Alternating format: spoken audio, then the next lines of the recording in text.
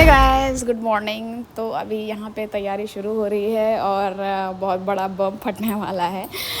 मैं फिर से एक बार अपने घर वालों को सरप्राइज़ देने वाली हूँ और यहाँ पे पूरा समाज बिखरे हुए हैं और ये मॉर्निंग हो चुकी है।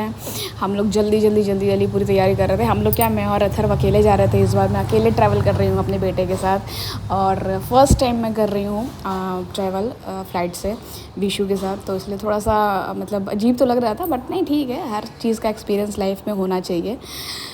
तो इसलिए बहुत अंदर से खुशी भी थी और कहीं न कहीं हल्का-हल्का डर लग रहा था, बट डर किस चीज़ का है वही मुझे समझ में नहीं आ रहा था, बट हाँ, फिर भी और खुशी इस बात की थी कि घर वालों को किसी को नहीं पता है कि मैं जा रही हूँ मायके में पहुँचने वाली हूँ, किसी को भी नहीं पता है, यहाँ तक कि हल्का-सा अंदाज़ा भी नहीं है और मैं सडनली जा कर के पहुँच जाऊँगी। बस मुझे इन लोगों का रिएक्शन देखना है और मेरे साथ-साथ आप भी देखिएगा। तो चलो, अभी हम लोग एयरपोर्ट के लिए रवाना हो चुके हैं और अथर्व इतना ज़्यादा एक्साइटेड है भाई, इतना एक्साइटेड है कि पूछो मत। मतलब वो तो मतलब एक टाइम के बाद मुझे पका डाला, हम लोग नानी के घर कब पहुँचेंगे, कब जाएंगे, ये करेंगे, वो करेंगे। एक टाइम के बाद भाई मैं थक गई थी, बट हाँ वही है, बच्चे बहुत ज़्यादा एक्साइटेड हो गया है तो इसीलिए उसके साथ साथ मैं भी बहुत खुश थी। तो बस मैं और अथर्व अभी एयरपोर्ट के लिए निकल चुके हैं। हम एयरपोर्ट पहुंच भी गए हैं। हमने अपना पूरा लगेज वगैज वो जो एक लगेज मैंने चेक इन के लिए डाल दिया था, क्योंकि साथ में दो दो ले करके चलना वो मेरे लिए पॉसिबल नहीं था। तो फिर वो मेथड पीछे पीछे चल रहा है और सारी वीडियोस में लेती जा रही हूँ, क्योंकि काफ़ी टाइम बचा हुआ था। मैं जल्दी पहुँच गई थी कि मतलब अगर आप एयरपोर्ट पे जल्दी पहुँच जाते हो तो ये बल्कि प्लस पॉइंट ही रहता है कि अगर आपको कभी गेट वेट चेंज होता है तो ईज़िली आपको सही रहता है। क्योंकि अगर आप जाते हो ना तो बहुत ज़्यादा हड़बड़ी मच जाती है। आप जल्दी पहुँचते हो तो ईज़िली आप अपना आराम से सारा चेकिंग वेकिंग करवाते रहते हो, तो उसमें कोई हड़बड़ी नहीं रहती है। तो इसलिए मैं जल्दी पहुँच गई थी, क्योंकि मैं और अथर्व अकेले थे तो इसीलिए सब काम मुझे अकेले ही करना था। तो मैंने सोचा कि जल्दी पहुँच जाते हैं। तो मैं वैसे भी एयरपोर्ट पे 2 घंटे पहले पहुँचना चाहिए, तो मैं पहले पहुँच गई थी। और अथर्व एक सीट पे बैठ चुके हैं। पहले हमारा गेट नंबर 11 था, उसके बाद 15 हो गया चेंज होकर के। मुझे तो पता भी नहीं चला, क्योंकि मैं जहाँ पे बैठी हुई थी वहाँ पे स्क्रीन मुझे वहाँ से दिख नहीं रहा था। बट एक भैया थे तो उन्होंने मुझे बताया कि अगर आप भी वाराणसी जा रही हैं तो गेट नंबर अभी चेंज हो गया है। तो मैंने कहा कि अरे यार, बहुत बहुत धन्यवाद, साला मुझे तो पता ही नहीं चला। तो वही है, फिर अभी हम लोग आकर के फ़्लाइट में बैठ गए हैं और अथर्व पहले से ही, मम्मा मुझे मैगी खाना, मम्मी मुझे मैगी खाना, भूख लगी है। मैंने कहा भैया थोड़ी देर रुक जाओ, पहले स्टार्ट होने दो। तो बस वही बेचारा वेट कर रहा है और मैं भी वेट ही कर रही हूँ, क्योंकि भूख मुझे भी लगी है। मैंने भी एयरपोर्ट पे कुछ नहीं खाया था, कुछ भी नहीं खाया था यार, क्योंकि इधर उधर रहने में ही बिज़ी हो गए, बैठने में ही जगह जगह जो गेट चेंज हो रहा था। तो इसीलिए मैंने सोचा था कि फ़्लाइट में आराम से बैठ के खाएंगे, हड़बड़ी में खाने से कोई फ़ायदा नहीं है। तो बस चलो, आप भी हमारे साथ साथ एंजॉय करो।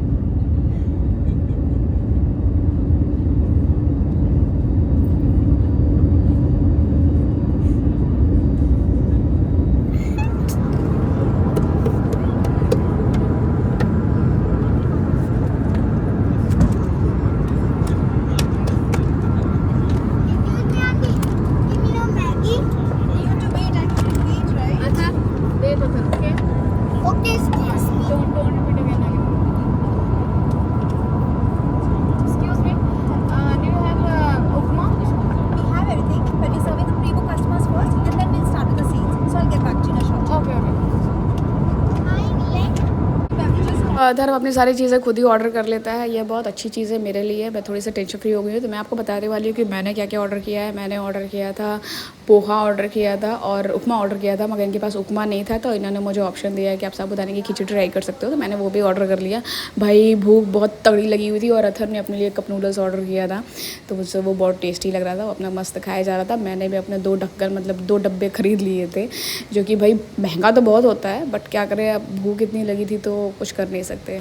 तो मुझे साबूदाने की खिचड़ी भी मिली थी। वो साबूदाने की खिचड़ी बहुत टेस्टी थी, मतलब मुझे तो अच्छी लगी यार। मतलब अगर किसी को भूख लगा ना तो सूखी रोटी भी दे दो तो वो भी शायद टेस्टी लगता है, बट वो सूखी रोटी से बहुत अच्छा था। तो अच्छा था और पोहा भी काफ़ी अच्छा था। साथ में 2 जूस भी मिले थे।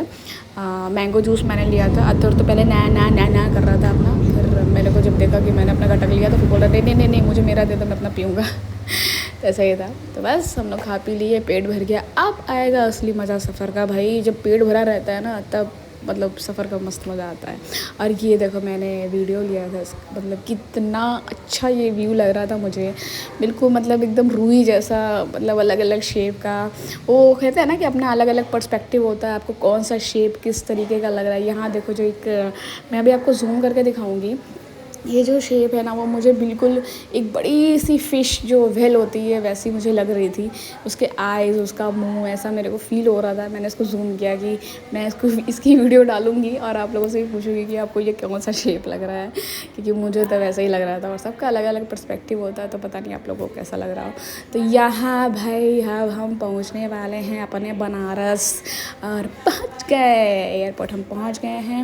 मैं बहुत ज़्यादा एक्साइटेड हूँ सीरियसली। और टाइमिंग इतनी सही है ना यार कि मतलब घर पहुँचते पहुँचते मुझे रात नहीं होगा, क्योंकि मतलब होता है ना कि एक तो मैं अकेली अथर के साथ जा रही हूँ और मैं नहीं चाहती थी कि मुझे अपने घर पहुँचते पहुँचते रात हो जाए। और ये देखो महादेव की नगरी में पहुँच गई, और मैं आपको बता भी नहीं सकती। मैं हर बार वैसे बहुत ज़्यादा खुश रहती हूँ, अपने मायके जाती हूँ तो कोई भी लड़की खुश होगी, मगर आज एक अलग ही एक्साइटमेंट है भाई, आज एक अलग है।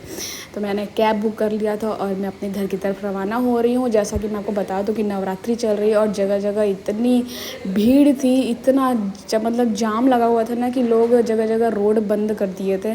तो मैं काफ़ी घूम फिर करके जाना पड़ा था। जिस जगह मुझे पहुंचने में 1 घंटा लगता, 1.25 घंटा लगता, वहाँ मुझे अपने घर पहुंचने में 2 घंटे लग गए। ये देखो हनुमान जी की मूर्ति है, काफ़ी बड़ी है।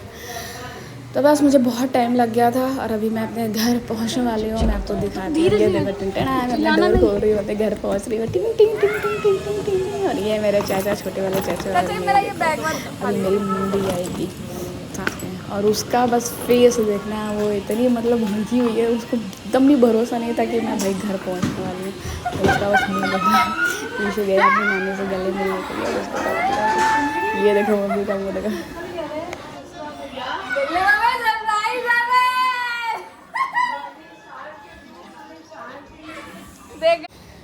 और मैं अभी, मेरे देखो दादा भी बिल्कुल शॉक्ड हो जाएंगे, क्योंकि मेरे दादा को भी बिल्कुल भी नहीं पता था कि मैं आने वाली हूँ। वही दादा कह रहे थे कि भाई मैं हम लोग को तो इस बार बिल्कुल भी भनक भी नहीं लगने दिया तुमने। और जो कि एक दिन पहले ही मेरे ससुराल में, गांव वाले ससुराल में मतलब मेरे ससुर जी आए हुए हैं गया जाने के लिए, तो वो सब भोज पानी ये सब जो होता है वो सब हुआ था। तो मतलब उन्होंने भी किसी को नहीं बताया था मेरे घर वालों को कि आपकी बेटी आने वाली है। उन्होंने भी मस्त बम फोड़ा, क्योंकि अथर्व का एग्ज़ाम ही 4 तारीख को ख़त्म हुआ। अगर उसके पहले ख़त्म हो जाता तो शायद मैं भी वो अपने ससुराल का जो भी था वो मैं अटेंड कर पाती, बट कोई नहीं। तो चलो ये सरप्राइज़ वाला व्लॉग हो गया। अपनी फैमिली का ख्याल रखिए, तब तक के लिए बाय बाय।